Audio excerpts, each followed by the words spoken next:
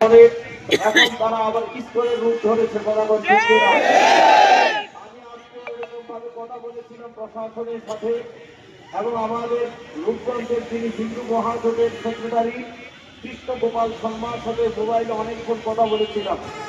কৃষ্ণ গোপাল শর্মা থেকে যতটুকু আমি বোঝার চেষ্টা করলাম, এই ইস্কন তারা মূল ধারার হিন্দু সম্প্রদায় থেকে তারা দেবে। খুব ভালো করে বুঝেন, এই জিনিসগুলো আমাদের জানা থাকা দরকার। আলহামদুলিল্লাহ আমাদের অনেক বড় একটা মিছিল এসেছে, আমরা সবাইকে মারহাবা নিয়েছি। তারা বিভিন্ন ধরনের যা কিছু আনার এরকম অস্ত্র শস্ত্র সহ তারা অনেক কিছু এখান দিয়ে গোপনে আনা নেওয়া করে।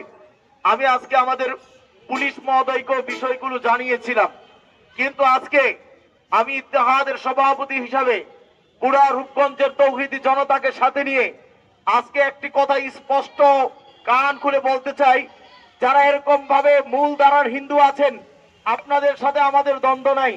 আমরা এরকম আপনারা ইবাদত করেছেন মন্দির, আমি ওখানে থাকার এই কথা রূপগঞ্জ থেকে আমাদের আলী হাসপাতাল আমাকে স্মরণ করেছে, আমি ওখানে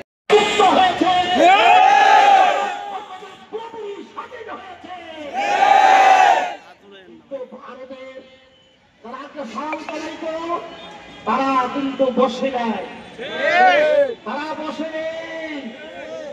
তাই দেখতে পাচ্ছি চিহ্ন কৃষ্ণ দাস যখন বন্দী হলো, ভারতের নড়াচড়া দিয়ে উঠে বসেছে, বিবৃতি দিয়েছে, তাকে মুক্তি দেওয়ার জন্য আহ্বান জানাচ্ছেন। শুনেছি আজকে নাকি আমাদের সাবেক মাননীয় প্রধানমন্ত্রী নাকি আহ্বান জানিয়েছেন তাকে মুক্তি দেওয়ার জন্য। তাহলে আমরা বুঝতে পারছি ছাগল নাচে খুঁটি ইসকন যে নাচানাচি করতেছে, তাদের খুঁটি ছিল নয়, তাদের খুঁটি হলো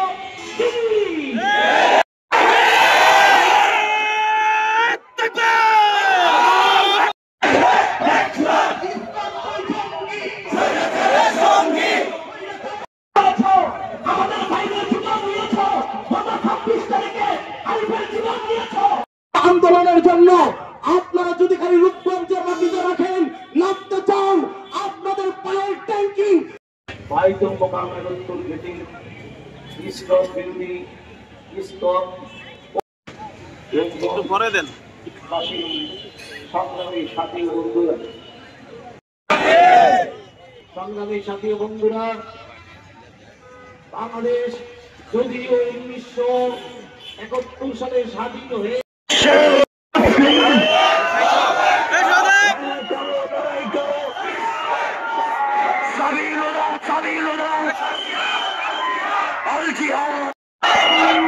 বিশ্বভাবে